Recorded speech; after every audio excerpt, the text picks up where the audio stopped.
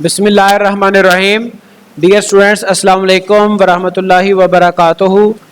Operating systems हमारा course है और इसमें टॉपिक हम आज जो देखेंगे वो मेमोरी मैनेजमेंट। तो हमारा मेन टॉपिक चल रहा है ना, तो उसमें आपको याद होगा हमने प्रीवियसली मेमोरी मैनेजमेंट के कुछ देखे थे मेथड, एक दो। कंटीजियस मेमोरी एलोकेशन, जिसमें फिक्स्ड पार्टीशनिंग थी और डायनामिक पार्टीशनिंग थी। जैसा कि आप ये कोर्स ऑफ लाइन में देखें कि जो प्रीवियस हमारे मतलब हमने टॉपिक देखे हैं उसमें ये मेमोरी मैनेजमेंट यहाँ से शुरू हो रहा है हमारा, ये मेमोरी को मैनेज करने का मेन टॉपिक। ठीक है जी। और इसमें हमने ये देखा था contiguous memory allocation, fixed partitioning, dynamic partitioning. ठीक है जी। जिसमें हमने वो प्रॉब्लम्स भी देखे थे फिक्स्ड के और डायनामिक के, जिसमें हमने कंपैक्शन देखा था और कंपैक्शन को एफिशिएंट करने के लिए बिट हमें मैप देखा था और लिंक लिस्ट देखा था और उसके लिंक लिस्ट के कुछ एल्गोरिथम देखे थे। अब हमने लास्ट यहाँ पे पहुँचे थे कि मेमोरी मैनेजमेंट के जो अच्छे मेथड हमें वो चाहिए ताकि जो प्रॉब्लम्स हैं डायनामिक पार्टीशनिंग की वो भी रिजॉल्व हो सके। तो उसमें आज हम ये टॉपिक मेमोरी मैनेजमेंट का ही कंटिन्यू करेंगे। इसमें पेजिंग आ जाती है, segmentation, swapping, virtual memory management, demand paging, ये सारे टॉपिक आगे ऑनवर्ड अब आपस में इंटरलिंक्ड हैं। तो इस पर डेफिनेटली हमारा कोई एक लेक्चर तो नहीं होगा, 4-5 लेक्चर इस पर चलेंगे इंशाल्लाह। तो प्रीवियसली मेमोरी मैनेजमेंट को ही हम कंटिन्यू कर रहे हैं। डिमांड डायनामिक पार्टीशनिंग की हमने बात की थी, उसके डिसएडवांटेजेस हमने देखे थे। ठीक है जी। तो उन डिसएडवांटेजेस की वजह से पेजिंग की रिक्वायरमेंट आती है, पेजिंग की नीड महसूस होती है। पेजिंग क्या है? Let's consider a process P1 of size 2 MB and the main memory which is divided into 3 partitions. Process है एक P1 जो कि 2 MB का है और मेन मेमोरी को पार्टीशंस में डिवाइड किया गया है। Out of the 3 partitions, 2 partitions are holes of size 1 MB। 3 में से 2 जो पार्टीशंस हैं वो 1 MB के होल हैं। होल से मुराद के वहां पे कोई प्रोसेस नहीं है, वो खाली पड़े हुए हैं। ठीक है जी। P1 needs 2 MB space in the main memory to be loaded. We have 2 holes of 1 MB each but they are not contiguous. ठीक है। प्रीवियसली तो हम वो जो कंटीजियस नहीं थे उनको कंपैक्शन करते थे ना, फिर कंपैक्शन को एफिशिएंट करने के लिए हमने मतलब कोई तरीके भी देखे। बहरहाल तो अभी ये कंटीजियस नहीं है। Although there is 2 MB space available in the main memory in the form of those holes, but that remains useless until it becomes contiguous. जो अभी तक हमने देखा था, this is a serious problem to address, जिसको solve करना पड़ेगा, करना चाहिए और हो चुकी है सॉल्व। जारी बात है, हम तो अभी पढ़ रहे हैं ना। We need to have some kind of mechanism which can store one process at different locations of the memory. कि आपकी अगर मेमोरी कंटीजियस नहीं भी है, वो डिफरेंट लोकेशंस पे मेमोरी आपकी डिवाइडेड है और लेकिन इतनी है जो कि आपके प्रोसेस के लिए सफिशिएंट है तो आप उसको यूज कर सकें, हमें कोई ऐसा मैकेनिज्म चाहिए। ठीक है जी। तो पेजिंग क्या करती है? The idea behind paging is to divide the process in pages. हम अपने प्रोसेस को डिवाइड कर लेते हैं, किसमें? पेजेस में, so that we can store them in the memory at different holes. अब उन पेजेस को हम मेमोरी के डिफरेंट होल्स में एडजस्ट करवा लेते हैं। ठीक है। जैसे यहां पे देखें, ये 2 MB हमारे पास प्रोसेस था और ये राइट साइड पे आप देख सकते हैं ये प्रोसेस है राइट साइड पे 2 MB का।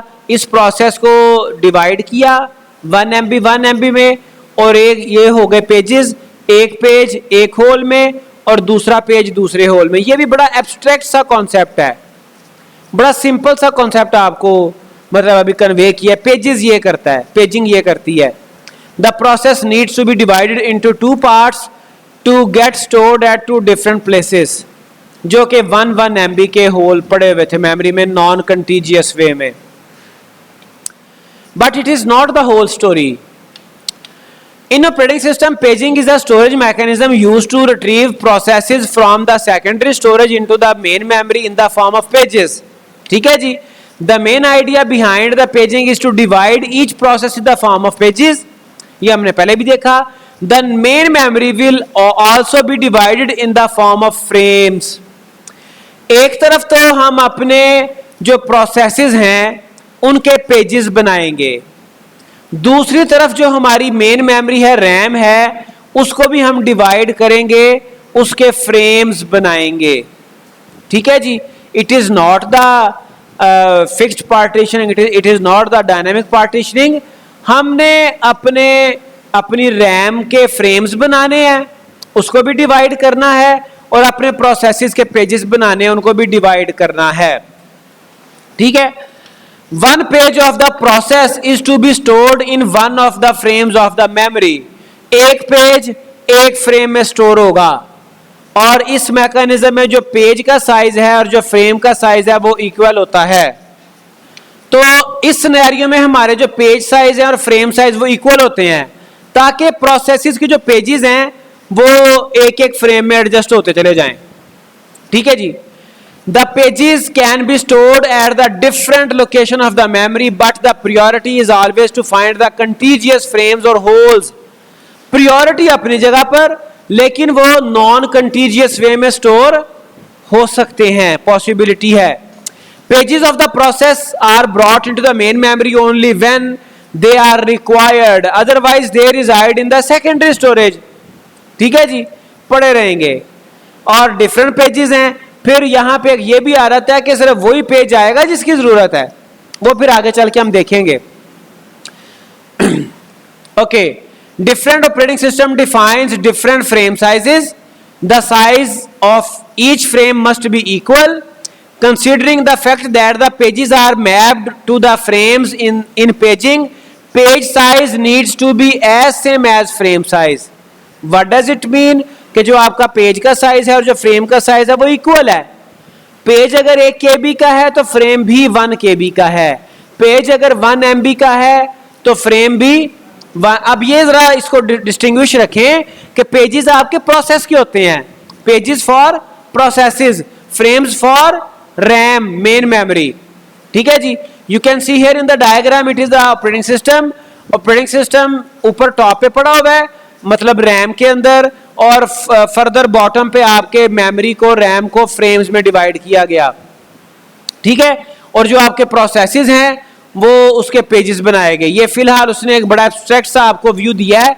ये कोई एक प्रोसेस है, उसके 9 पेजेस हैं और ये 9 ही फ्रेम्स हैं. ठीक है जी. और आपको नजर आ रहा होगा कि ये एक ही साइज के हैं.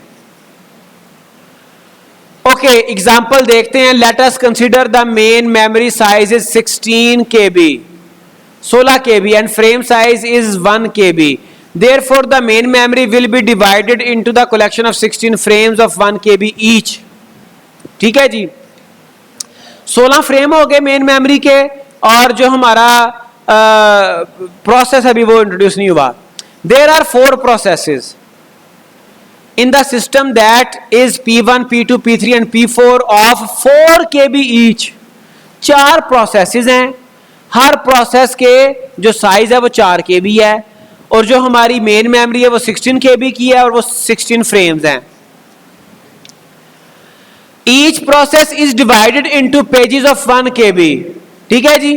पेज भी 1 KB का, फ्रेम भी 1 KB का, so that 1 page can be stored in 1 frame. ये सेम क्यों है? ताकि एक पेज एक फ्रेम में एडजस्ट हो सके, उसको अकोमोडेट किया जा सके, उसको वहां पे स्टोर किया जा सके. Okay. Initially all the frames are empty.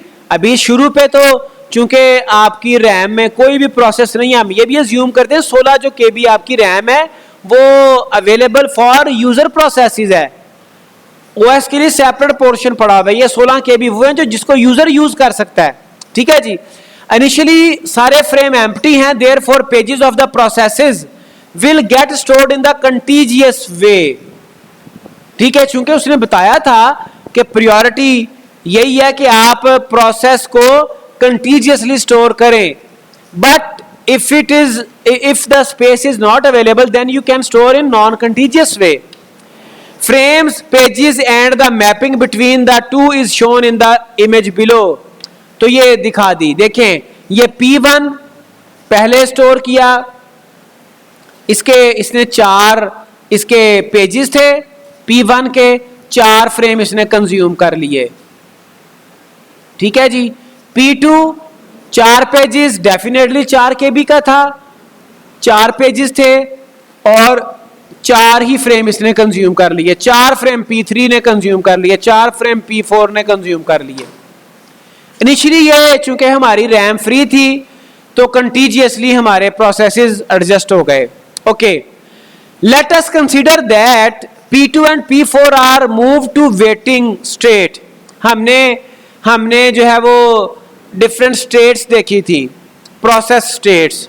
तो प्रोसेस वेटिंग स्टेट में चला गया due to some reason, might be possible process needs some sort of input और there is some other reason, कोई इशू नहीं है, जो भी रीजन है वो वेटिंग स्टेट में चला गया।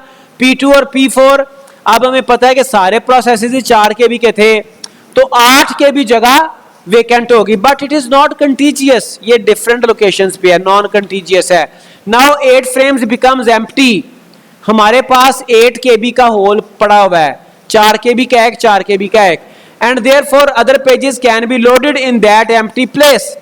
The process P5 of size 8 KB, अब 8 KB का मतलब क्या हुआ, 8 KB has 8 pages, ठीक है जी, is waiting inside the ready queue. Okay, given the fact that we have 8 non-contiguous frames available in the memory and paging provides the flexibility of storing the processes at the different places, non-contiguous places, तो क्या होगा, P5 जो है ये P2 और P4 ने जो जगह छोड़ी है वहां पर एडजस्ट हो जाएगा। यू कैन सी हियर, ये P2 और P4 ने जगह छोड़ी, ये वेकेंट हो गई थी तो इस जगह पे हमारा P5 एडजस्ट हो गया। ये तो वेकेंट हो गई थी ना, ये वेटिंग के लिए चले गए थे। P2 और P4 इन्होंने ये वाली स्पेस जो है वेकेंट कर दी थी, ये होल थे, ठीक है, ये भी होल था और ये भी होल था। अब इस होल के ऊपर इन 2 होल्स में प्रोसेस P5 एडजस्ट हो गया। अच्छा जी, अब इसके पेजिंग के अपने एग्जांपल देखिए, हमें पता चल गया कि जो मेमोरी मैनेजमेंट है उसके लिए हमें कोई बेटर तरीका चाहिए। अब यहाँ पे हम स्टेप बाय स्टेप कुछ कॉन्सेप्ट्स देखेंगे और उसके बाद मेमोरी मैनेजमेंट के कुछ मल्टीपल मेथड्स डिस्कस करेंगे। तो इसके लिए हमें एक हार्डवेयर भी रिक्वायर्ड है और कुछ हमारे सिस्टम में हार्डवेयर लेवल पे भी कंपोनेंट्स रिक्वायर्ड हैं। We first need to make sure that each process has a separate memory space, हर प्रोसेस की अपनी स्पेस हो, ठीक है जी। Separate per process memory space protects the processes from each other and is fundamental to have multiple processes loaded in memory for concurrent execution, ताकि memory में हम एक से ज़्यादा प्रोसेसेस लोड भी कर सकें, ठीक है जी। और दूसरा, जो हमारे प्रोसेसेस हैं वो दूसरे प्रोसेसेस से बचे रहें, ठीक है। बिकॉज अगर एक प्रोसेस की जो बाउंड्री है उसमें जो भी डाटा एलिमेंट्स हैं, उस डाटा एलिमेंट को दूसरे प्रोसेसेस अगर एक्सेस कर लें तो डाटा में इनकंसिस्टेंसी आ जाएगी, डाटा जो है हमारा वो कंसिस्टेंट नहीं रहेगा, डाटा हमारा रिलायबल नहीं रहेगा, ठीक है जी। तो अब यहाँ पे हमारे पास जो प्रोसेस की जो लिमिटेशंस हैं, बाउंड्री है, वो डिफाइन करने के लिए base and limit register concept है। We can provide this protection by using 2 registers, usually a base and a limit, as illustrated in following figure. तो हर प्रोसेस की जो बाउंड्री है वो बेस रजिस्टर और लिमिट रजिस्टर के जरिए से डिफाइन की गई होती है। जैसे आप यहाँ से देख सकते हैं कि ये कोई भी आर्बिट्रेरी प्रोसेस है और ये शुरू कहाँ से हो रहा है, ये इसका कोई मेमोरी का एड्रेस है 3000040, ठीक है, ये इसकी बेस एड्रेस की वैल्यू है जो इस प्रोसेस का स्टार्टिंग पॉइंट बता रही है। फिर उसके बाद ये इसकी लिमिट है 120900, ठीक है जी। तो जब इस लिमिट वैल्यू को बेस रजिस्टर की वैल्यू में ऐड किया जाएगा तो ये इसकी जो है वो एंडिंग वैल्यू मेमोरी की वैल्यू निकल आएगी, मेमोरी एड्रेस निकल आएगा। ठीक है, तो the base register holds the smallest legal physical memory address.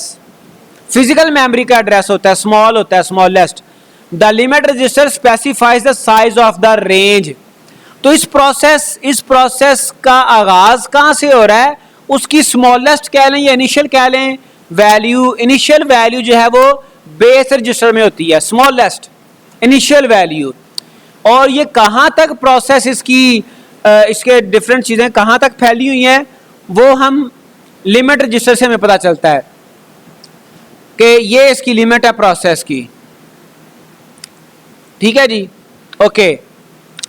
For example if the base register holds 30040 and the limit register is 120900 values हैं, then the program can legally access all addresses from this through this। तो यहां से लेके यहां तक वो सारी values को एक्सेस कर सकता है। मतलब ये देखें, ये इसकी सारी उसने स्टार्टिंग पॉइंट ये है और एंडिंग पॉइंट ये। इसके दरमियान आपके प्रोसेस से रेलेवेंट डाटा पड़ा होगा। ठीक है जी, वो वेरिएबल्स हो सकते हैं, वो कोई और डाटा हो सकता है। और इस प्रोसेस के जो एरिया है, जो इसका जहां पर जो मेमोरी इसको एलोकेट की गई है, उस मेमोरी को कोई दूसरा प्रोसेस एक्सेस नहीं कर सकता या उसमें कोई छेड़खानी नहीं कर सकता। ये है हार्डवेयर रिक्वायरमेंट जिसके जरिए से प्रोसेसेस उनकी सेफ्टी भी होती है और एक ही मेमोरी के अंदर, एक ही रैम के अंदर एक से ज़्यादा प्रोसेस रिजाइड भी कर सकते हैं। जैसे यहाँ पर अगर आप देखें तो प्रोसेस ये 1 है, ये 2 है, ये 3 है और नीचे ये वेकेंट एरिया बता रहा है कि इसको उसने बताया तो नहीं है, लेकिन यहाँ पे भी कई प्रोसेसेस हो सकते हैं। ठीक है जी, protection of memory with base and limit register वो हमने देख लिया। Protection of memory space is accomplished by having the CPU hardware compare every address generated in user mode with the registers. तो प्रोटेक्शन कैसे होती है कि जो बेस रजिस्टर और लिमिट रजिस्टर की वैल्यूज हैं उसको कंपेयर किया जाता है कि क्या उसी स्पेस के अंदर ही हमारा प्रोसेस रिजाइड कर रहा है कि नहीं।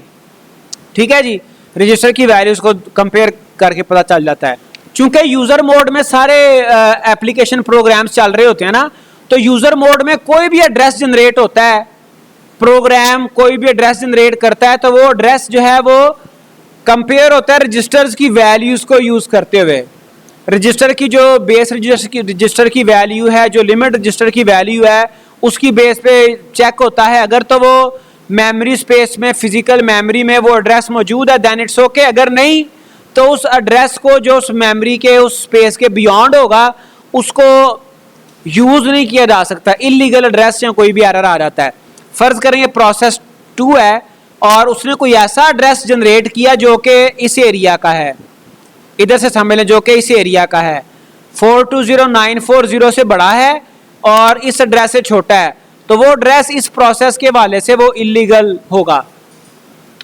ठीक है जी। Any attempt by a program executing in user mode to access operating system memory और अदर यूजर्स मेमोरी, ना तो ये वाली मेमोरी एक्सेस की जा सकती है, ना ही अगर P2 है वो कोई दूसरी मेमोरी एक्सेस करना चाहे तो ना ही वो मेमोरी एक्सेस की जा सकती है। तो क्या होगा, any attempt by a program executing in user mode to access operating system memory, जो उसके लिए रिजर्व है, और other users memory results in a trap. तो वहां पे एक ट्रैप जनरेट होता है to the operating system which treats the attempt as a fatal error. वो एक फैटल एरर जो है वो जनरेट करता है। ठीक है जी। जैसे यहां पे देखिए एक एड्रेस जनरेट हुआ, बेस रजिस्टर से बड़ा होना चाहिए, ये देखें ग्रेटर देन और इक्वल, और limit base plus limit register से छोटा होना चाहिए। अगर तो ऐसा है तो ठीक है, ठीक है जी, फिर तो वो मेमोरी पे चला जाएगा। ठीक है जी, यस, फिर मेमोरी पे। लेकिन अगर यहां पर नो आ गया, बेस रजिस्टर से बड़ा या उसके बराबर नहीं है और बेस प्लस लिमिट रजिस्टर से छोटा नहीं है, तो दोनों सूरतों में ये देखें एरो ट्रैप की तरफ जा रहा है, trap to operating system monitor addressing error, ठीक है। तो एरर आएगा कि आप मेमोरी को रोंगली जो है वो एड्रेस कर रहे हैं। ये जो मेमोरी एड्रेस जो दिया जा रहा है ये इस प्रोसेस का डेजिग्नेटेड है ही नहीं, ठीक है जी। तो इस तरह से प्रोटेक्शन की जाती है मेमोरी की।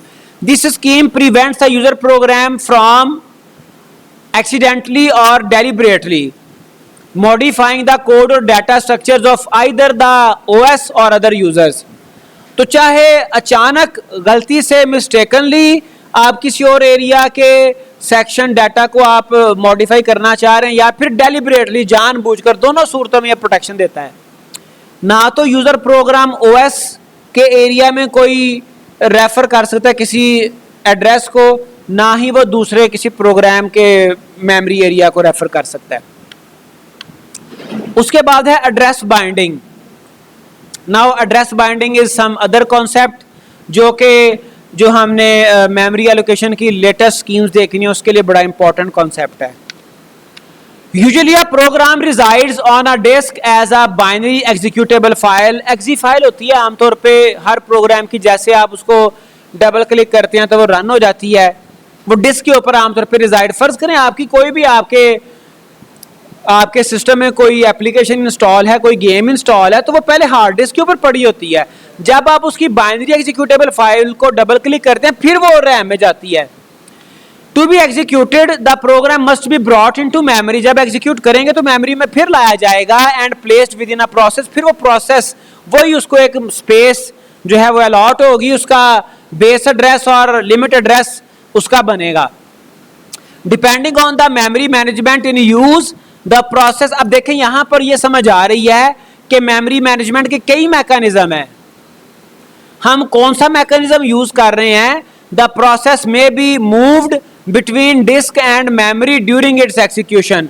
प्रोसेस एग्जीक्यूशन के दौरान मेमोरी में या हार्ड डिस्क के ऊपर मूव करता रहता है, कर सकता है, ठीक है जी। Okay, most systems allow a user process to reside in any part of physical memory. In most cases, a user program goes through several steps, जो कि फिगर में दिखाए गए हैं, some of which may be optional before executed। तो execute होने से पहले जो प्रोसेस है, जो प्रोग्राम है, वो कई स्टेप्स में से गुजरता है और फिर उसको रैम के अंदर कोई जगह अलॉट हो जाती है, ठीक है। अब वो कौन से स्टेप्स हैं? पहले देखिए सोर्स प्रोग्राम था। ये सोर्स प्रोग्राम जब था उस वक्त ये हार्ड डिस्क के ऊपर रिजाइड कर रहा था, ठीक है। फिर ये आपका एक कंपाइल टाइम एड्रेस बाइंडिंग होती है। क्या करता है? कंपाइलर और असेंबलर यहाँ पे रोल प्ले करता है और ये इसको ऑब्जेक्ट मॉड्यूल में ऑब्जेक्ट कोड में चेंज कर देता है, ठीक है जी। फिर लोड टाइम, फिर यहाँ पे कंपाइलर के साथ एक लिंकर भी होता है, लिंकेज एडिटर, ठीक है। तो ऑब्जेक्ट मॉड्यूल के अलावा इसे कुछ और ऑब्जेक्ट कोड भी चाहिए होते हैं, कुछ और चीज़ें, कुछ और प्रोग्राम्स चलाने, आपके प्रोग्राम को चलाने के लिए चाहिए होते हैं। अक्सर औकात आप देखते हैं कई प्रोग्राम को चलाने के लिए वो जावा आपको चाहिए होता है, किसी को चलाने के लिए कोई और मॉड्यूल्स चाहिए होते हैं। तो लिंकेज एडिटर क्या करता है जी? फिर इसको लोड टाइम के ऊपर बाइंडिंग करता है, एड्रेस बाइंडिंग, ठीक है। और सिस्टम लाइब्रेरीज भी साथ इसके सम टाइम लोड हो रही होती हैं, तो ये लोड टाइम के ऊपर आपकी बाइंडिंग हो रही होती है। फिर उसके बाद आपकी रन टाइम पे या एग्जीक्यूशन टाइम पे बाइंडिंग होती है, जिसमें डायनामिकली लोडेड सिस्टम लाइब्रेरीज आती हैं और ये in memory binary memory image. फिर ये आपका जो सोर्स प्रोग्राम है वो अल्टीमेटली आपकी जो फिजिकल मेमोरी है उसके ऊपर बाइंड हो जाता है। फिजिकल मेमोरी में उसको जो है वो स्पेस मिल जाती है, ठीक है जी। तो ये तीन तरह की बाइंडिंग होती है, एक कंपाइल टाइम बाइंडिंग है, एक लोड टाइम बाइंडिंग है, एक रन टाइम बाइंडिंग है, ठीक है जी। तो हमारा जो कोड है, यूजर प्रोग्राम का कोड, वो इन डिफरेंट फेजेस में से गुजरता है। जैसे उसने यहाँ पे कहा, in most cases a user program goes through several steps some of which may be optional. कुछ ऑप्शनल भी होते हैं बाज प्रोग्राम्स के हवाले से, लेकिन बहरहाल ये एक अमूमी प्रोसेस है। तो addresses in the source program are generally symbolic, वो सिंबॉलिक होते हैं। सिंबॉलिक से क्या मतलब, such as the variable count. अब काउंट अगर वेरिएबल है तो उसको आप देखिए सी लैंग्वेज में, सी प्लस प्लस में, जावा में, कई प्रोग्रामिंग में आप उसको क्या करोगे, आप डिक्लेयर करोगे इंट काउंट। और हम ये पढ़ते आए हैं अपनी प्रोग्रामिंग लैंग्वेजेस में कि ये जो काउंट है ये 4 MB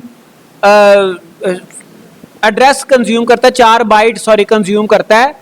ठीक है जी, 4 बाइट कंज्यूम करता है, तो ये कहीं ना कहीं पे तो कंज्यूम करेगा ना, मेमोरी में कहीं ना कहीं तो इसको जगह मिलेगी। लेकिन कहाँ पे मिलेगी, वो उसके compile time, load time, run time binding पे जाके कंफर्म होता है। ठीक है, तो आपके प्रोग्राम के अंदर ये सारी चीजें सिंबॉलिक हैं, ये कोई फाइनल नहीं है कि मेमोरी में कहाँ पे इनको जगह मिलनी है। A compiler typically binds these symbolic addresses to relocatable addresses. ये इन symbolic addresses को relocatable addresses में कन्वर्ट करता है, और फिर वो जो relocatable addresses हैं वो रन टाइम के ऊपर मेमोरी के में कन्वर्ट होते हैं, मेमोरी उनको अलॉट होती है। Such as 14 bytes from the beginning of this module, यानी कि जो आपका सोर्स, जो आपका प्रोग्राम है, प्रोसेस है, उसका बिगिनिंग ऑफ द मॉड्यूल से 14 बाइट किसी खास पर्पस के लिए। ठीक है जी, 4 बाइट होता तो हम कहते शायद इसी इंट काउंट के लिए है, लेकिन 14 बाइट हैं किसी और पर्पस के लिए होंगे, रिजर्व किए गए। The linkage editor or loader in turn binds the relocatable addresses to absolute addresses, वो फिर उसको एब्सोल्यूट एड्रेस में चेंज करता है जो कि मेमोरी का एड्रेस है। ठीक है, अब इसको हम कॉन्सेप्ट को देखते हैं। इस हिसाब से हमारे पास each binding is a mapping from one address space to another. Classically the binding of instruction and data to memory addresses can be done at any step along the way. अब ये कौन कौन से स्टेप्स हैं, सबसे पहले आती है कंपाइल टाइम बाइंडिंग, जो यहाँ पे डायग्राम में भी आपको नजर आ रही है, कंपाइल टाइम बाइंडिंग। ठीक है जी, इसमें क्या हो रहा होता है, if you know at compile time where the process will reside in memory then absolute code can be generated. फिर आपको लोड टाइम और एग्जीक्यूशन टाइम, रन टाइम की जरूरत ही नहीं है, उसी वक्त एब्सोल्यूट मतलब यह कि मेमोरी के अंदर उसका क्या एड्रेस है। जैसे हमने प्रीवियसली देखा था वो 8 और गालिबन टेट्रा 0 थे, क्या था, कोई मेमोरी का एड्रेस था। आपको पता है कि जी वहां पर ये आपका जाना है कोड, तो आप उसका एब्सोल्यूट 88800 टेट्रा 0, ठीक है, यहां पर अगर जाना है आपका कोड तो आप उसको कंपाइल टाइम के ऊपर ही एब्सोल्यूट एड्रेस जनरेट कर सकते हैं। लेकिन मोस्ट ऑफ द केसेस हमें नहीं पता होता कि हमारा ये कहां पे मेमोरी में किस जगह पे जाके हमारे प्रोसेस ने रिजाइड करना है।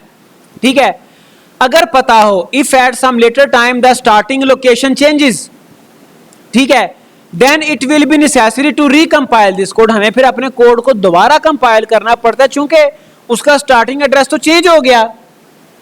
ठीक है, तो ये कंपाइल टाइम बाइंडिंग आपकी होती है। The MS-DOS.com format programs are bound at compile time. पुराना ऑपरेटिंग सिस्टम था MS-DOS, जो डिस्क ऑपरेटिंग सिस्टम था, वैसे भी MS-DOS तो आजकल भी वो चलता है ना आपका, ठीक है जी, लेकिन आजकल आप उसको कमांड प्रॉम्प्ट कहते हैं, ठीक है, MS-DOS कहते नहीं। तो MS-DOS बेस्ड जब सिस्टम थे, OS सिस्टम, वहां पे .com फॉर्मेट की एक एग्जीक्यूटेबल फाइल्स होती थी, प्रोग्राम्स होते थे, ठीक है, वो कंपाइल टाइम पे बाउंड किए जाते थे। बात समझ आई? उनका पता था कि इसने मेमोरी में कहां जाके लोकेट होना है। ओके, इफ इट इज, अब आ गया load time binding. If it is not known at compile time where the process will reside in memory then the compiler must generate relocatable code. अगर तो नहीं पता कि कहां पे जाके हमारे कोड ने लोकेट होना है, फिर कंपाइलर क्या करता है, फिर कंपाइलर रीलोकेटेबल कोड जनरेट करता है, ऐसा कोड जिसको दोबारा से लोकेट किया जा सके, जिसको दोबारा से कुछ किसी जगह पर जो है वो उसको असाइन, उसको जगह दी जा सके। In this case final binding is delayed until load time. If the starting address changes we need only reload the user code to incorporate this changed value. तो अगर लोड टाइम जहां पर हमें रन टाइम पे नहीं पता, जहां पे रीलोकेटेबल कोड जनरेट हुआ है, अगर रीलोकेटेबल कोड की सूरत में हमारा स्टार्टिंग एड्रेस चेंज होता है तो फिर हमें रिकम्पाइल नहीं करना पड़ता, बल्कि हमें क्या करना पड़ता है, सिर्फ यूजर कोड रीलोड करना पड़ता है, वहां से उठा के यहां पे आप रीलोड कर देते हैं, रिकम्पाइल नहीं करते। तो ये लोड टाइम के ऊपर ये आपकी एड्रेस बाइंडिंग हो रही होती है। ठीक है जी। If the process can be moved during its execution, if the process can be moved during its execution from one memory segment to another, then binding of relocatable code must be delayed until runtime। अगर हमें पता है कि हमारे process ने जो है वो आगे पीछे होना है मेमोरी में, ठीक है जी, अपनी एग्जीक्यूशन के दौरान उसने मूव करना है, फिर हम उसको रन टाइम तक डिले करवाते हैं, रन टाइम तक वेट करते हैं। Most general purpose OS use this method. चूंकि प्रोग्राम आपके आगे पीछे होते रहते हैं मेमोरी के अंदर, यहां से उठा के कहीं और, वहां से उठा के कहीं और, ठीक है, तो फिर हम रन टाइम तक मेमोरी उसे नहीं उसे असाइन करवाते, रन टाइम पे जाके करवाते हैं जब प्रोग्राम रनिंग शुरू कर देता है। ठीक है जी। तो ये कॉन्सेप्ट था एड्रेस बाइंडिंग। ठीक है, और ये भी हमारे मेमोरी मैनेजमेंट में ये कॉन्सेप्ट भी बड़ा रोल प्ले करता है। उसके बाद logical address space and physical address space. थोड़ा सा हमने लॉजिकल और फिजिकल एड्रेसेस की बात की है और एड्रेस स्पेस की भी बात की, लेकिन what are these address spaces? ठीक है, जैसे हमने एक पीछे डायग्राम देखी थी जहां पे बेस रजिस्टर और लिमिट रजिस्टर की आपने डिस्कशन देखी थी, तो वहां पर आपको हमने देखा कि हर प्रोसेस के लिए एक स्पेस होती है जो कि लिमिट रजिस्टर से पता चलता है कि कितनी स्पेस इसको अलॉट की गई है। तो वो वाली एड्रेस स्पेस, वो वाली स्पेस जो हम ड्यूरिंग कोडिंग जिसको हम रेफर करते हैं, वो लॉजिकल एड्रेस स्पेस होती है, और जो रैम के अंदर स्पेस मिलती है वो फिजिकल एड्रेस स्पेस है, जैसा कि इसके नाम से भी जाहिर है। ठीक है, रैम तो एक्चुअली फिजिकल मेमोरी है ना, रैम आपकी फिजिकल मेमोरी। तो लॉजिकल एड्रेस स्पेस वो है जो कि प्रोग्रामिंग के दौरान आप जिसको कोई ना कोई रेफर करते हो। The physical address space is conceptually divided into several fixed size blocks of memory called frames। तो ये मेमोरी को फिक्स साइज ब्लॉक्स में तकसीम किया गया होता है, तो ये आपकी फिजिकल एड्रेस स्पेस बनाती है किसी भी प्रोसेस के लिए। The logical address space is also split into fixed size blocks of processes। ये प्रोसेसेस की डिवीजन है जिसको आप पेजेस कहते हो। ठीक है, तो प्रोसेस के डिफरेंट साइज के, अब ये देखिए हमने प्रीवियसली अभी हमने वो पेजिंग का कॉन्सेप्ट देखा था जिसमें हमने कहा था कि प्रोसेसेस को फिक्स्ड साइज जो है वो सेक्शन में डिवाइड किया जाता है जो कि पेजेस कहलाते हैं, और मेमोरी को भी फिक्स साइज वो सेक्शन में डिवाइड किया जाता है जो कि फ्रेम्स कहलाते हैं। तो यहां से आपका वो मेमोरी मैनेजमेंट वाला कॉन्सेप्ट जो है वो उधर मैच कर रहा है।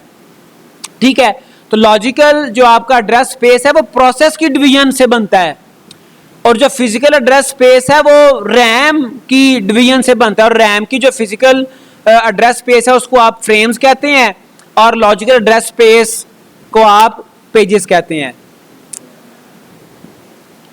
और प्रीवियसली हमने पेजिंग का कॉन्सेप्ट देखा था, वहां पर भी सेम कॉन्सेप्ट हमने पढ़ लिया है जुबानी कलामी कि अपने जो प्रोसेस को हम मल्टीपल पार्ट्स में डिवाइड करते हैं, फिक्स साइज ब्लॉक्स होते हैं जिसको हम पेजेस कहते हैं, और रैम को मेमोरी को भी हम फिक्स साइज ब्लॉक्स में डिवाइड करते हैं जिसको हम फ्रेम्स कहते हैं, और प्रोसेसेस के जो ब्लॉक्स हैं यानी कि पेजेस वो रैम के अंदर फिट हो जाते हैं। ठीक है जी, तो पेज साइज और फ्रेम साइज आपके इक्वल होते हैं। अब कुछ एग्जांपल देख लें। पहले ये कुछ हमने यहाँ पर एक डायग्राम लगाई है ताकि इसको जो एग्जांपल है उसमें चूंकि टर्मिनोलॉजीज हैं कुछ वो आप उसको समझ जाएं। किलोबाइट को आप 2 की पावर 10 से भी डिनोट करते हैं।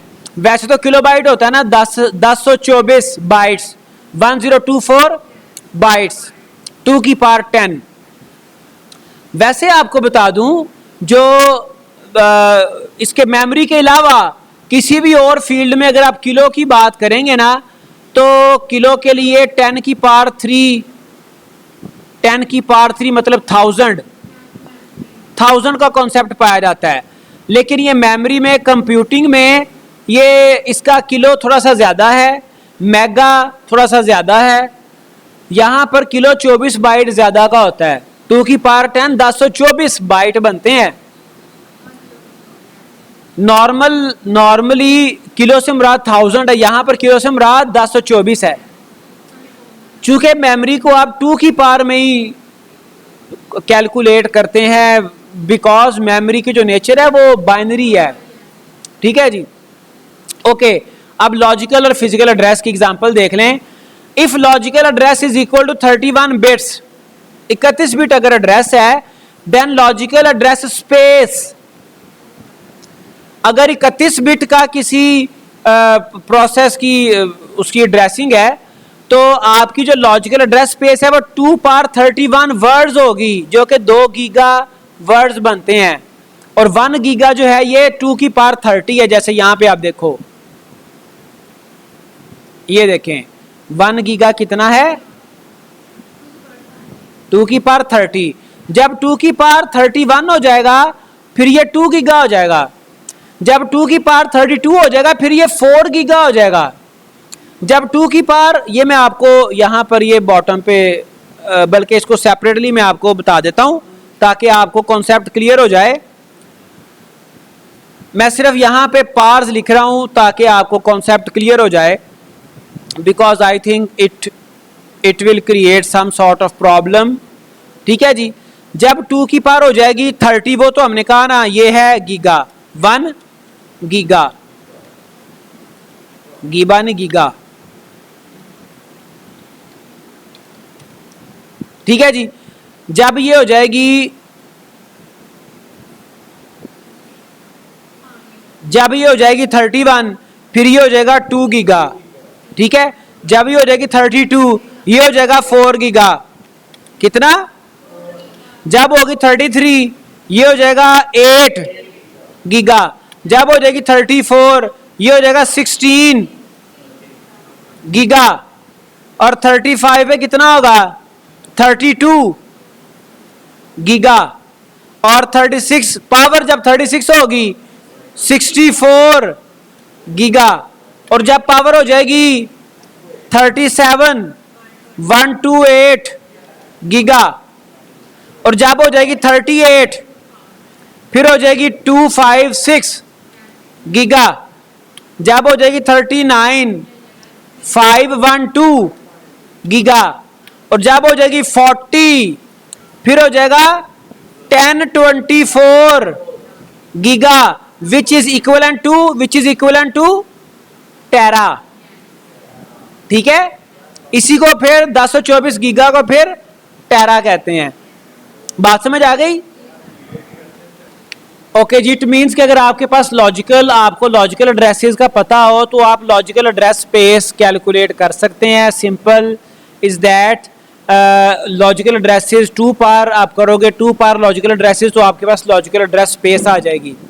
और दूसरी तरफ अगर आपको लॉजिकल एड्रेस स्पेस दी गई हो, जैसे यहाँ पे 1 to 8 मेगा वर्ड्स, ठीक है जी, तो 1 मेगा कितना होता है? 1 मेगा होता है 2 पावर 20, जैसे यहाँ पर भी आप देख सकते हैं। और जो बाकी 1 to 8 है, 1 to 8 क्या होता है? 2 पावर 7। ठीक है जी, 2 पावर 7 इंटू 2 पावर 20। और आपको पता है जो मल्टीप्लाई हो रही होती हैं वैल्यूज, अगर उनकी बेस सेम है और पावर्स डिफरेंट हैं तो पावर्स ऐड हो जाती हैं। तो ये 2 पावर 7 और 2 पावर 20, ये कितना हो गया? 2 पावर 27। और दोनों साइड पे जब आप इसके लॉग लेते हो ना, तो लॉग बेस 2, बल्कि इसके ऊपर जब आप लॉग लेते हो तो लॉग बेस 2 और 2 पावर 27, तो क्या होता है कि जी चूंकि हमने निकालना क्या, हमने इसके बिट्स निकालने हैं। ठीक है, तो ये बेस 2 और ये बेस इसकी कैंसिल हो जाएगी, बाकी 27 बिट्स बचेगा। तो अगर हमारे पास 1 to 8 मेगा वर्ड्स हैं, तो mega words logical address space है, तो हमारे पास जो एड्रेस स्पेस आएगी वो 27 बिट्स आएगी। ठीक है जी, बड़ा सिंपल सा कॉन्सेप्ट है, आप इसको कैलकुलेट कर सकते हैं। ये जो मैंने आपको नोटपैड पे कॉन्सेप्ट बताया था वही यहाँ पे जो है डिस्प्ले किया गया है। इसी तरह से जो आपकी लॉजिकल एड्रेस स्पेस है, ऐसे ही आप फिजिकल एड्रेस स्पेस को भी और फिजिकल एड्रेस को आप कैलकुलेट कर सकते हो, उसमें कोई ऐसा प्रॉब्लम नहीं है। असल प्रॉब्लम क्या है? असल प्रॉब्लम है कि आपने लॉजिकल एड्रेस स्पेस और लॉजिकल एड्रेस स्पेस से फिजिकल एड्रेस स्पेस कैसे निकालनी है। वो हमने बड़ा रफ सा कॉन्सेप्ट देख लिया कि आपका बेस रजिस्टर होगा और उसमें आप जो है वो ऐड कर लेंगे उसकी लिमिट को। ठीक है जी, ये अब सेम फिजिकल एड्रेस और फिजिकल एड्रेस स्पेस को आप कैलकुलेट कर सकते हो और फिजिकल एड्रेस स्पेस या फिजिकल एड्रेस कैलकुलेट कर सकते हो। An address generated by the CPU is commonly referred to as a logical address, whereas an address seen by the memory unit, that is the one loaded into the memory address register of the memory, is commonly referred to as physical address. जिसको memory unit देखता है और जो physical address होता है, जो आपका actual address होता है, वो फिजिकल एड्रेस कहलाता है। ठीक है जी। The set of all logical addresses generated by a program is a logical address space.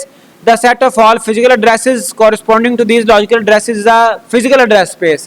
जो एक प्रोसेस जिन जिन एड्रेसेस को वो जनरेट कर सकता है वो आपके लॉजिकल एड्रेस स्पेस कहलाती है, जो हमें कैलकुलेट करना भी सीखा।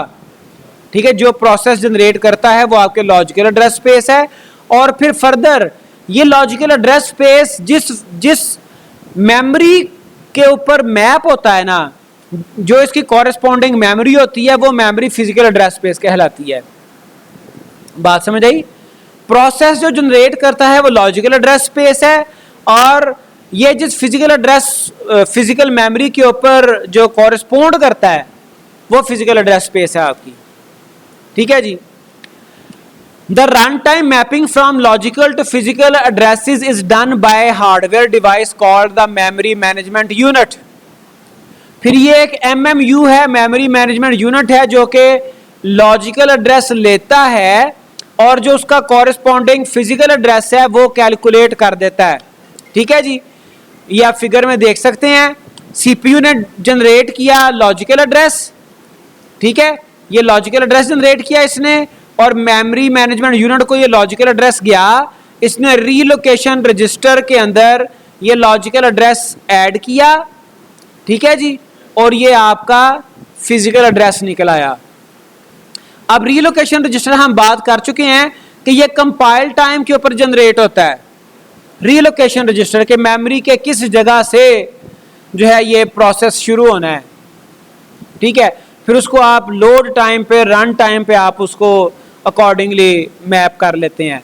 तो फिजिकल एड्रेस बाहर इसका 14346 आ गया। अगर तो आपका प्रोसेस बार बार उसने मेमोरी में अपनी जगह चेंज करनी है, फिर रन टाइम पे बाइंडिंग होती है रीलोकेशन एड्रेस के साथ। ठीक है, रीलोकेशन रजिस्टर के साथ। और अगर वो मेमोरी में जगह फ्रीक्वेंटली चेंज नहीं होनी, फिर आप उसको बाइंड टाइम पे भी बाइंडिंग कर सकते हो। अब the base register is now called a relocation register. The value in the relocation register is added to every address generated by a user process at the time the address is sent to memory. तो यहाँ पर जो relocation register है वो base register ही होगा basically, उसी के अंदर जो प्रोसेस के एड्रेस जनरेट होंगे वो उसमें ऐड हो जाएंगे, तो फिजिकल एड्रेस आपका निकल आएगा। For example, if the base is at 14,000, then an attempt by the user to address location 0 is dynamically relocated the location 14,000। ठीक है, चूंकि वो अगर वो 0 को रेफर कर रहा है तो 0 ऐड होगा 14,000 में, तो 14,000 पे पहुंच जाएगा। ठीक है जी। और otherwise an address to location 346, अगर 346 पे आप जाना चाहते हो, 346 ऑफ लॉजिकल, तो फिर वो मैप जो करेगा वो कहाँ पे जाएगा? फिजिकल एड्रेस में 14346। चूंकि 14,000 रीलोकेशन रजिस्टर में 346 ऐड हो जाएगा और वो फिजिकल मेमोरी के 14346 पे पहुंच जाएगा। ठीक है जी। The user program never sees the real physical address. User program में फिजिकल एड्रेस कभी नजर नहीं आता, लेकिन आपको पता है बाज लैंग्वेजेस में आप पॉइंटर यूज कर लेते हैं। The program can create a pointer to location 346। कोई भी लोकेशन 346 का पॉइंटर बना लेते हैं। पॉइंटर आपको पता है वो मेमोरी लोकेशन प्रोवाइड करता है। आप उस फिर मेमोरी लोकेशन को, उस पॉइंटर को आप मैनिपुलेट कर सकते हैं। उसको आप किसी और मेमोरी लोकेशन के साथ, किसी और एड्रेस के साथ कंपेयर कर सकते हैं। लेकिन actual physical address, real physical address जो यूजर प्रोग्राम वो उसको नहीं देख सकता। ठीक है जी, पॉइंटर से इनडायरेक्टली मेमोरी एड्रेसेस को मैनिपुलेट और कंपेयर किया जा सकता है। we now have two different types of addresses, logical addresses in the range 0 to max। ठीक है, जैसे हमने देखा 0 to वो जो लिमिट था, लिमिट आपकी वो आपका मैक्स होता है value, and physical addresses in the range r+0 to r+max for a base value r। तो यहाँ पर जो r है वो बेस वैल्यू है जिसको आप रीलोकेशन रजिस्टर, यहाँ पे इस MMU के केस में रीलोकेशन रजिस्टर कह रहे हो। ठीक है, अगर आप 0 को r में ऐड करोगे तो वो आपका फिजिकल मेमोरी का स्टार्टिंग पॉइंट होगा, और आप अगर जो आपका लिमिट रजिस्टर है यानी कि मैक्स को आप r में ऐड करोगे तो आपका फिजिकल मेमोरी का इंतहा होगी, मैक्सिमम जहां तक आप लोकेट कर सकते हो। The user program generates only logical addresses and thinks that the process runs in location 0 to max. However, these logical addresses must be mapped to physical addresses. ठीक है जी, before they are used. The purpose, अब ये करता कौन है? memory management unit करता है। The purpose of memory management unit is to convert the logical address page number into the physical address frame number। ये इसका काम होता है, बाकी चीजें हमने कुछ देख ली हुई हैं। ओके जी, आगे आ गया swapping. A process must be in memory to be executed. अब process however can be swapped temporarily out of the memory to a backing store आपकी hard disk, and then brought back into memory for continued execution. You can see in the figure, जैसे देखें ये operating system है और ये right side पे आपका banking store है। तो कुछ प्रोसेस आपके स्वैप आउट हो सकते हैं, ओएस मेमोरी से बाहर आ सकते हैं, और कुछ प्रोसेस आपके मेमोरी में जाएंगे which is called swap in. ठीक है जी, स्वैप इन स्वैप आउट चलता रहता है। ठीक है जी, तो ये जो आपका स्वैप इन स्वैप आउट है इसमें कॉन्टेक्स्ट स्विच इन्वॉल्व है। कॉन्टेक्स्ट स्विच आपने प्रीवियसली स्केजुलिंग में देखा था। ठीक है जी, तो swapping makes it possible for the total physical address space of all processes to exceed the real physical memory of the system. चूंकि कुछ प्रोसेसेस आपके वो बैकिंग स्टोर पे आ गए तो जो आपकी physical address, real physical address space है, आपकी फिजिकल एड्रेस स्पेस उससे एक्सीड कर जाती है, दस increasing the degree of multi programming. आपकी मल्टी प्रोग्रामिंग इंक्रीज कर जाती है। ठीक है जी, लेकिन the context switch time in such a swapping system is fairly high. आपका जो कॉन्टेक्स्ट स्विच है वो हाई होता है। तो आज के लिए इतना ही, बाकी इंशाल्लाह नेक्स्ट देखेंगे। Take care.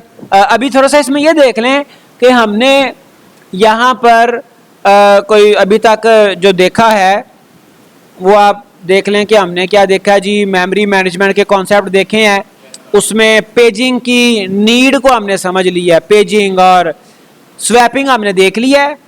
ठीक है, और इसके अलावा कोई हार्डवेयर यूनिट देखे हैं, MMU देखा है, और जो आपकी बाइंडिंग है वो देखी है, लॉजिकल एड्रेसेस, फिजिकल एड्रेसेस देखे हैं। अब आगे जो आपका चलना है वो सेगमेंटेशन चलना है और आपका पेजिंग चलना है, वर्चुअल मैनेजमेंट। पेजिंग का अभी सिर्फ हमने नीड देखी थी, अभी उसके बेसिक कोर कॉन्सेप्ट मजीद अभी उसको डिटेल में नहीं देखा। डिमांड पेजिंग, ये भी कॉन्सेप्ट्स आपके आगे चलेंगे, आगे हम इनको देखेंगे। आज के लिए बहरहाल इतना ही। टेक केयर, अल्लाह हाफिज।